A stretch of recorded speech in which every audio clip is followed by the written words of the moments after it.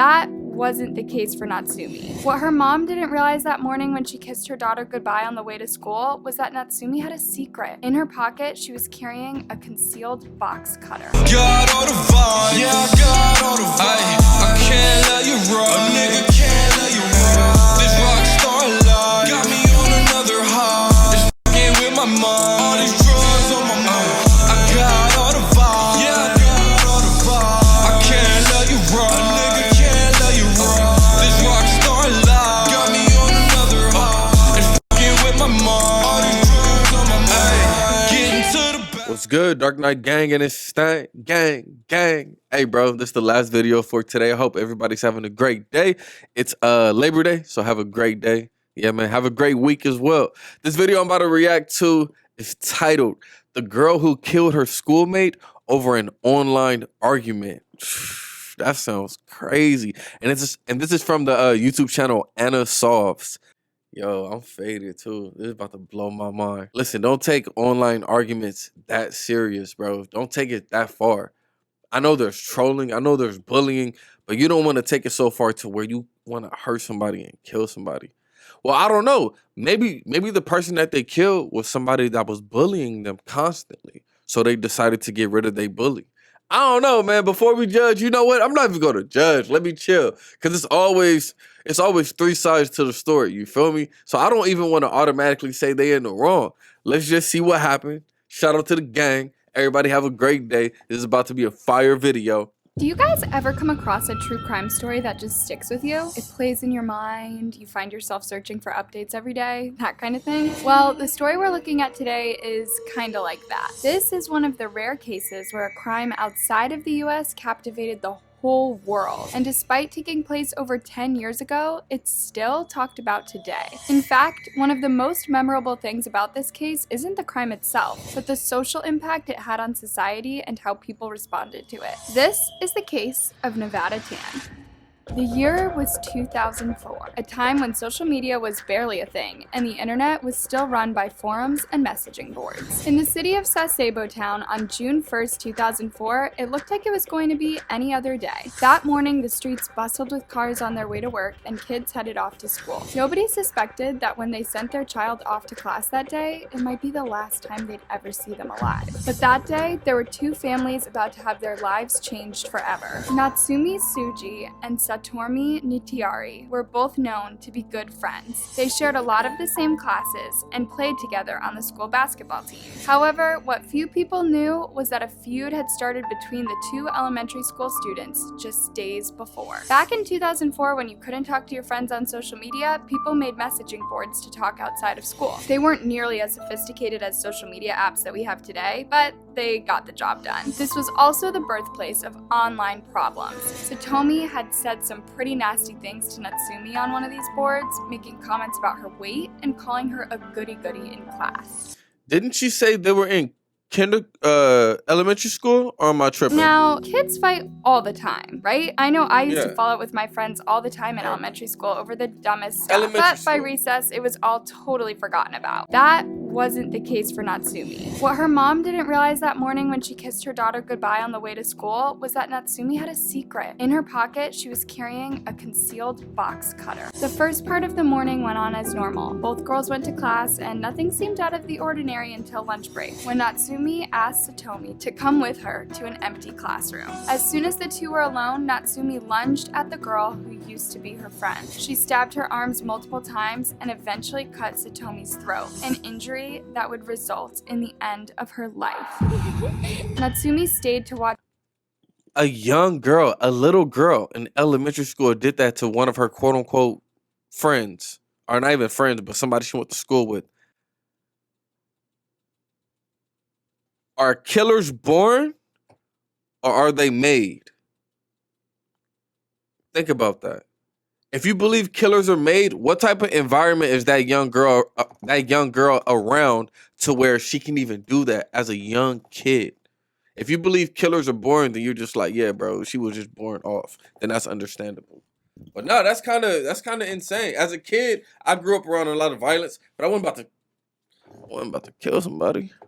Satomi die, standing over her as she bled out on the classroom floor. After she stopped breathing, Natsumi kicked her in the head just to make sure she was truly gone. Still holding the box cutter and covered in blood, Natsumi left Satomi in the classroom and returned to the one they had just came from, where everyone was still having lunch. When her class and teachers saw Natsumi covered in red, they all assumed she'd hurt herself. That was until she said, "This is not my blood." Police were contacted immediately, and they arrived at the scene in minutes. Nobody could believe what they were hearing. Obviously, murders occurred throughout Japan, but rarely did they happen in places like Sasebo, and almost never by kids. When they arrived, they found that Natsumi had drawn the curtains to the classroom before she lured Satumi in. Satumi was found lying face down on the floor with no signs of life. The school had the task of making a very difficult call to Satumi's father, Koijoy Mitiari, who rushed down to the school as soon as he could when he heard that his daughter was hurt. At the time, he didn't know the full extent of her injuries. Koijoy was a widower and was raising his 3 children alone. After already losing his wife, Satumi's mom, to cancer a few years earlier, I can't imagine how awful this loss must have been for him. In an interview, he said that he couldn't imagine life without Satumi around, that she was like air to him. When it came time to arrest Natsumi, she was reported to already severely regret her actions. She reportedly confessed to the crime on. So the father of the little girl that was killed lost his wife 3 years earlier, and now his daughter was just killed. He's going through it. That's crazy. On the spot and told the police that she'd done a very bad thing. She professed that she was sorry over and over again, and they took her into custody. Once down at the station, Natsumi refused to speak or eat any of the food offered to her by the officers. She just totally shut down. This was pretty frustrating for the officers, who were eager to understand why she would do this to someone she used to be such good friends with. She spent the night at the station and could often be heard crying. The next morning, she finally accepted some bread and juice and told the police why she'd committed this awful crime. By this point, the media had gotten hold of the case and the details were spreading like wildfire. Hundreds of people offered their condolences to Satumi and her family. Others called for justice against Natsumi, who was known as Girl A in the media due to her age. In the 2 months before Natsumi's trial, investigators took a deep dive into her past and tried to figure out what would drive someone so young to kill another human being. Exactly. Although she was thought to be a good student, there were several signs that Natsumi was having some difficulties. She loved playing basketball and had a healthy number of friends, but in recent months, things had started going wrong. Her parents were unsatisfied with her grades and as a result made Natsumi quit the basketball team to.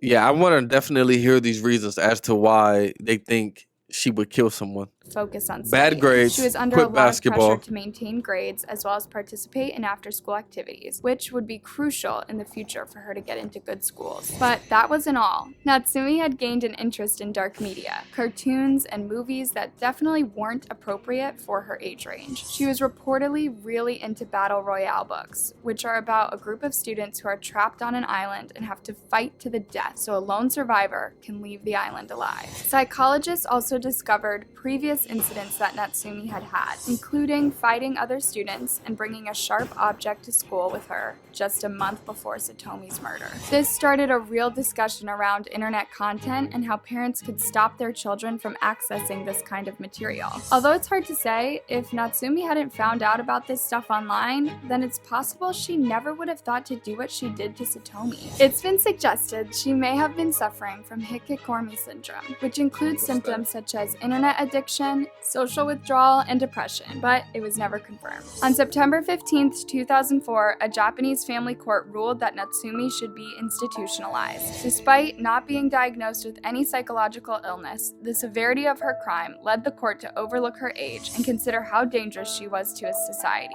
and if there was any hope she could be rehabilitated. Her original sentence was 2 years in an institution in Tochi Prefecture, but this was extended by a further 2 years at her hearing in 2006. In 4 October years? 2000. I actually agree with her punishment. This is justice for sure. I don't think she should go to prison either.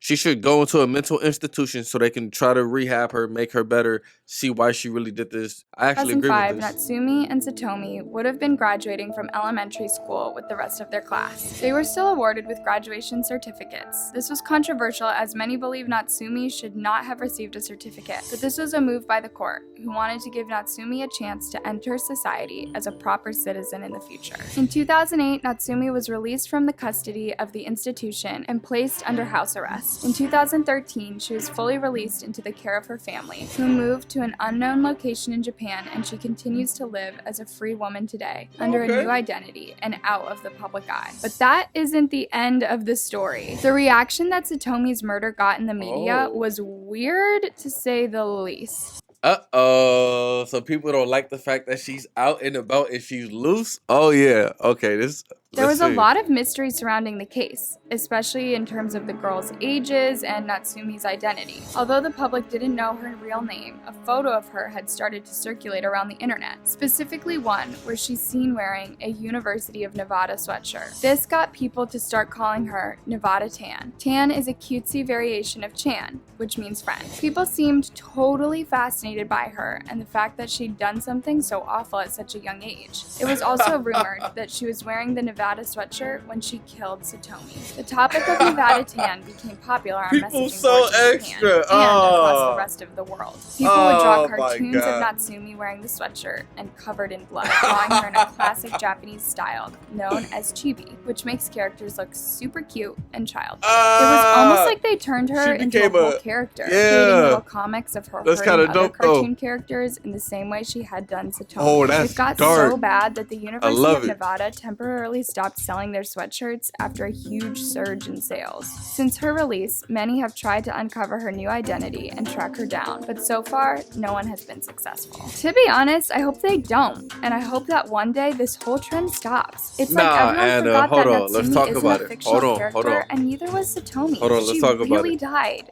and it's pretty weird to me that someone could be a fan of that. Wherever Natsumi is, I hope that she was rehabilitated. Not necessarily for her sake, but for the safety of the people out there who don't know about her past or what she is, or once was, capable of. What do you guys think of this case?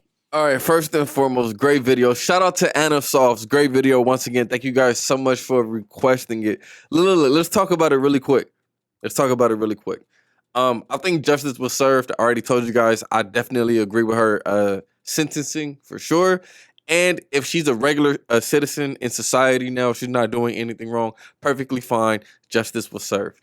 Now, people becoming fans of her, it's weird, but at the same time, I'm not mad at it. Yes, she did something horrible. She killed someone. That is absolutely horrible and disgusting. But now people are getting inspiration from that and creating like a fictional character out of her story. And that's kind of dope. I personally think it's dope. They're making a complete fictional character from her story. They're getting inspiration. That's fire. That's fire to me, bro, personally. But shout out to the gang. I am faded, so maybe I'm just thinking differently. You feel me? Everybody have a great Monday. I'm going to see y'all next time. Yeah. Peace. I got all the vibes. I can't let you run. A nigga can't let you run. This rock star life got me on another high. It's fucking with my mind. All these